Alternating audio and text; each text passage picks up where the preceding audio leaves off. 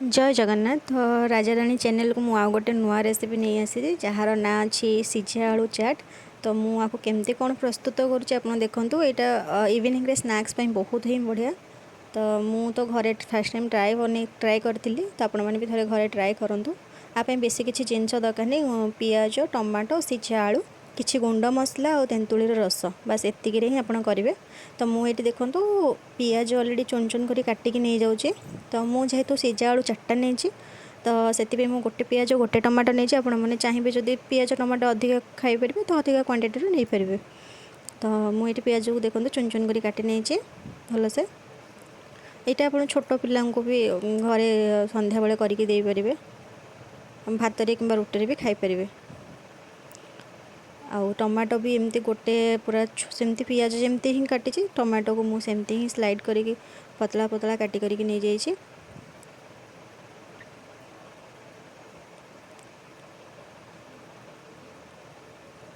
तापाई किछि गुंड मसला दरकार जीरा गोलमरीच और धनिया को मुझे ऑलरेडी गुंड करके पेस्ट कर देछि। ताको भाजिकी किछि गुंड करेंगे आ तेंतुली की बतुरे तार रसटा बाहर करदे। तो जी आपन पाखे तेंतुली रस अवेलेबल अच्छी तो ठीक अच्छे ना नहीं तेंतुली बतुरे तार रसटा को बाहर कर। तो मुझे आलू भी ये जो सिझे रखी भी स्लाइड कर काटी नहीं जाइए।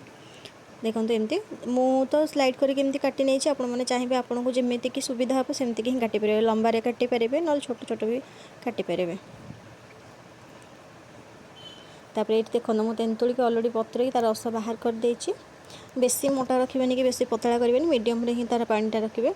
तो मुझे जो भजा गुंड मसला कहती आपको जीरा आउ गोलमरीच आउ धनिया गुंड कर मैं एक्सट्रा मैगी मसला ऐड कर जीरा लंका गुंड ऐड कर जेहेतु मत मैगी मसलाटा भल लगे मुझे ऐड करे चटपट लगे।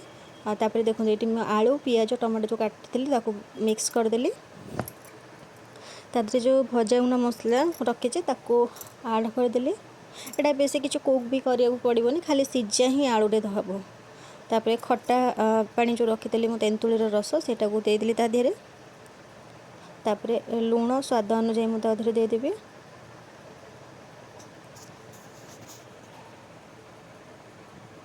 तो मुझे मिक्स करी जेहेतु मुझे नॉर्मल ही ओल्टाऊँ पलटाऊँ कहीं चामच कि हाथ में गले जेहेतु भांगी सिझा आलू अच्छी तो से मु हाथ में न करके नॉर्मल ही मिक्स करुचे।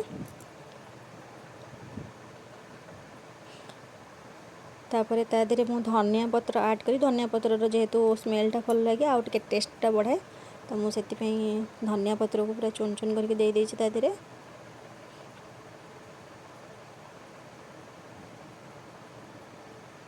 यहाँ आप छोट छुआ मानक भी करके दे पारे, आप निजे भी खाई पारे। बहुत ही टेस्टी थिला, बहुत खट्टा मीठा थिला तो भल भी लगिला। तो मु तो हस्बैंड को देली से खाई बार बार कहले मैं सब एमती करके दवाई आपण मैंने थे घरे ट्राए करूँ। तो देखो एमती ही रेडी हो जाइए आलू चाट। तो मुझे गोटे स्टिक रे ही नहीं करके खाइली टमाटो एमती देखो मुझे सजाई देछि। तो आपण जदि रेसिपीटी भल लगे घरे थे ट्राए करूँ। आउ जदि भल लगे सब्सक्राइब करा भूल